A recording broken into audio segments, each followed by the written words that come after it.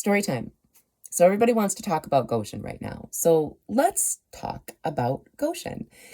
What a lot of people don't realize is that the Goshen $2.4 billion EV battery manufacturing plant that was slated for Big Rapids is actually our ground zero here at IDRA of Michigan. So in 2023, we formed as a statewide organization to support communities battling megasites across the state, like Marshall and Mundy and Eagle and Big Rapids. But the reason that we formed at all in the first place is because the Goshen site is just a few miles away from my and our other board members' houses. So this project has been very personal to us, and we have definitely, of all the projects that we've worked on, we've been the most hands-on with this one.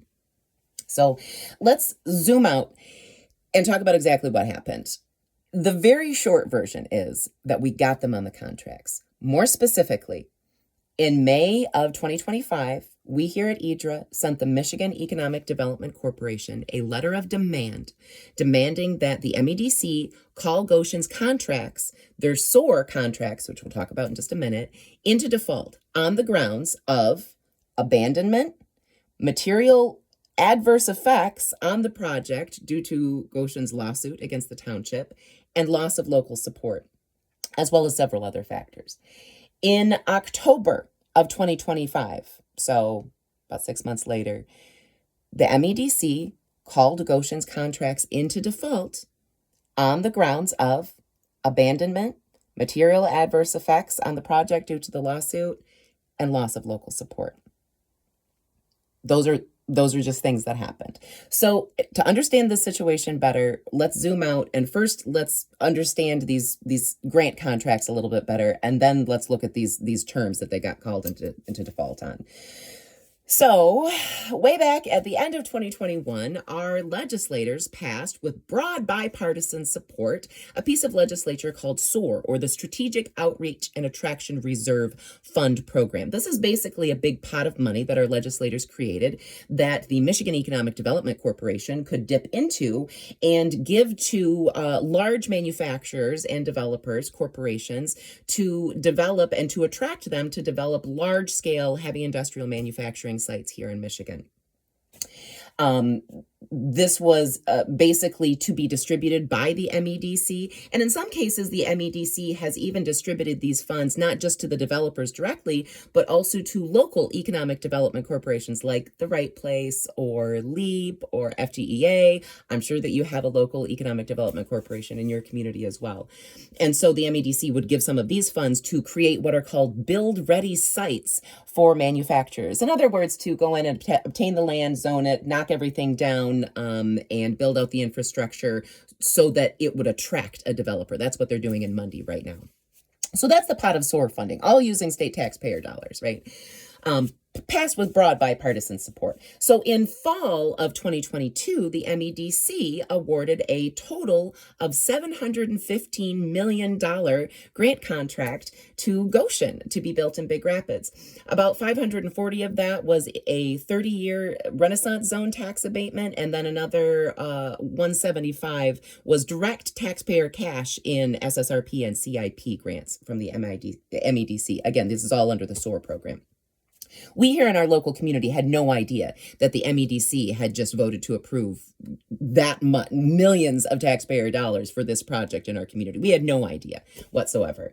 So, all right, let's fast forward a little bit. Now let's get to the terms that they were called in default. Again, abandonment, material adverse effects due to the lawsuit, and loss of local support. So let's actually take these in reverse because it'll be easier. Start with loss of local support. So in 2023, local community members, myself and our other board members included, pounded the pavement to recall Green Charter Township board members as well as Big Rapids Township board members. We're successful, flipped the board, and we had a new board in Green Charter Township by the beginning of 2024. Later in 2024, during the regular election cycle, we also flipped 3 of our county commissioners, and that resulted pretty shortly after the new commissioners took office in the Mecosta County Board of Commissioners rescinding its motion to support Goshen. So there's your loss of local support right there. That's what that means in the contract. By local support, it means your local officials no longer support the project. So let's move on to the second one, which is material adverse effects. So shortly after the new Green Charter Township Board took office in early 2024, Goshen turned around and sued the township for breach of development agreement. Now, whether or not the township actually did breach the development agreement, the fact remains that Goshen suing the township had a material adverse effect on the project. This leaves us with with the first one, abandonment. In order to understand what happened here, we have to rewind all the way back to the fall of 2023. So one of the first things that we started really hawking on here at IDRA about the Goshen project was its gross lack of environmental due diligence. So, and this, wasn't just myself. Our fellow board member Brandy Sweet from the very beginning was hawkish about the missing environmental impact studies. And it turns out, because of the type of project that this is, it's actually federal law. It's federally required that this project have an environmental impact study. Goshen did not have one. They didn't even have an environmental assessment, which of course the township didn't require. This gets really sticky when we realize that there are over 60 acres of 303 designated wetlands on the Goshen site, which drain into a cold water transitional trout stream. Now, by state laws, any wetlands development project of more than 1 acre requires the project to be red filed and federally overseen by the EPA. EPA had not red filed the project. So we're starting to try to sound the alarm bells. In October of 2023, we send out a press release trying to, get any media traction on the lack of environmental due diligence here. Nothing. By January of 24, we're tired of waiting around. We're tired of waiting for lawyers to try to do something, to try to find lawyers. So we take things into our own hands and we write a letter of demand to the EPA demanding that they red file the project. Crickets, nothing. Then things start to get a little bit more interesting. They start to heat up. By spring of 2024, Goshen is telling the media that they're going to put shovels in the ground by June. They are having conversations with EGLE, which is the Michigan Department of Energy, Great Lakes and Environment. This is where they need their environmental permits from. They're having conversations with EGLE about their wetlands and their other permits, and they're getting ready to submit their site plan application to the county, which they have to do through the county because the township doesn't have its own zoning ordinance. So in early April, we get an anonymous tip from a concerned local neighbor calling our attention to a flood impact study that was done on a site encompassing the Goshen site by Ferris State University in 1975. This flood impact study confirms that not only is the site a very well-known floodplain, but it's also a floodplain that has seen 4 100-year floods within a time span of 75 years, one of which resulted in a fatality that resulted in a successful lawsuit against the county. Think liability for our drain commissioner. So we write up a summary of our findings. We put them together with a copy of the study. We hand deliver physical copies of this study to our drain commissioner in person. And then we send this study and our summary to everyone. We send it to the county. We send it to DNR. We send it to Fish and Wildlife Service. We send it to the EPA, to EGLE, to DHHS, to the fire department, to our legislators, to your Uncle Bob. We sent it to everyone.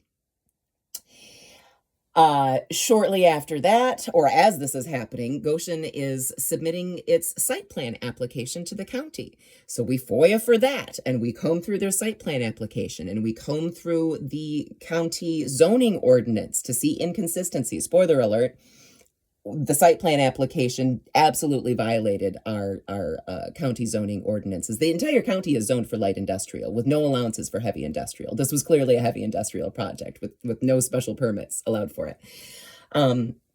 So we took a look at that. We also took a look at the pre-application letter that they had gotten from EGLE. So they'd been in conversations with EGLE about getting their permits, and they had gotten so far as to get a pre-application letter, which basically means that they were having conversations with EGLE, and EGLE came back and said, okay, here's here's the rest of what you're going to need to do in order to successfully submit those permits.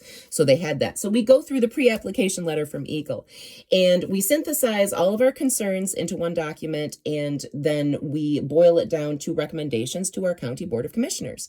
So we send our findings and these recommendations to the County Board. Our recommendation is that they table a vote on the site plan application until after Goshen has submitted its permits to Eagle. So here's where things start to get exciting. Goshen is slated to have its site plan application reviewed by the county on May 1st. We submit our letter and our recommendation to the county less than a week before the vote. The day before the vote is scheduled, Goshen rescinds its site plan application from the county. And then that's it. They do not resubmit their site plan application to the county. They do not submit their permits to Eagle. In fact, they do nothing, absolutely nothing. And by the terms of their contract, more than 5 months of inactivity constitutes as project abandonment and is grounds for default. So that's what happened with the contracts. Now, things get a little bit more exciting at the end of 2025. Not only did Goshen's contracts get called into default, but SOAR funding at large started to receive heavy scrutiny, as did the MEDC in, May of 2025. We were down in Lansing at the MEDC's public board meeting, basically stating you have not listened to any of our concerns, and so we're going to have to lobby legislators to dismantle the MEDC. Well, lo and behold, around about October, November of 2025, legislators start calling for the MEDC to be dismantled. And they also start calling for SOAR funding to be eliminated. And the fun punchline here is that when our legislators finally ended up passing the 2026 state budget, all SOAR funding was excluded. There was zero SOAR funding included in the 2026 state budget, which basically means that the SOAR program, which once passed with broad bipartisan support, is dead. So I'll let y'all draw your conclusions about exactly why what happened. We worked very, very hard to hold Goshen and the grant maker, the MEDC, accountable for these contracts. And it certainly seems that our efforts, paid off in the end. On the epilogue, a lot of people are talking about Goshen right now. A lot of people are kind of speaking from, a place of seeming expertise. And, as someone who has been quite literally in the trenches, I just want to point out that, yes, there are many successful elements of things that worked and helped here in Big Rapids, right? But overall, as a case study, Big Rapids is not a success story. Green Charter Township is over $500,000 in uninsured legal debt. Goshen still owns 272 acres of land in Green Charter Township, and the money has not been given back yet. And we don't know if we're going to get this land back yet, or if a Chinese company is going to continue to own hundreds of acres of wetlands in our community.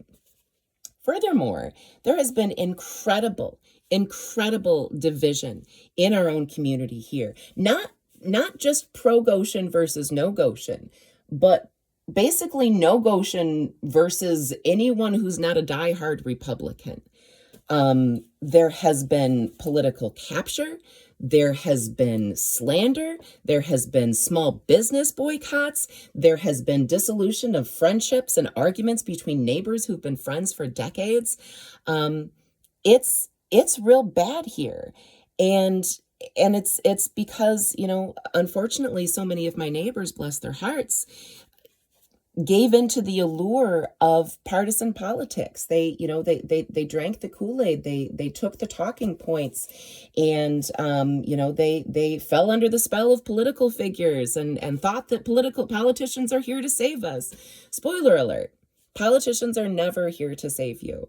And the truth is that if we as a community had hung together and had been strategic together and had resisted that capture, we could have probably prevented the land from being purchased. We probably could have stopped this project a lot faster. We almost assuredly could have gotten pro bono environmental legal representation, which would have kicked him out of Dodge on a number of factors. But none of those were options for us because the division set in. And because unfortunately too many people allowed partisan politics to become the dividing factor. And so there's a lot to be learned from Goshen, both positive and negative. But if I could boil it down to talking points, if I could boil this down to lessons for other community members to learn from, whether you're fighting an AI data center or a mine or another one of these mega site projects, there's a lot of positives to learn from, but really it comes down to two things, which is stay together. It is in the powers that be, the powers of air and darkness, it is in their best interest for us as residents to be fighting one another instead of fighting them. And furthermore, the powers that be want us feeling helpless, hopeless, defeated. So the more we stick together, the more hope we have. Remember who the real enemy is. And the second point that I would raise is there is always something that can be done. There is always something that you can do. Even if you don't think that you have the authority or the power to do it, there is always something that can be done. Never give up, Michigan, and stick together. We can do this.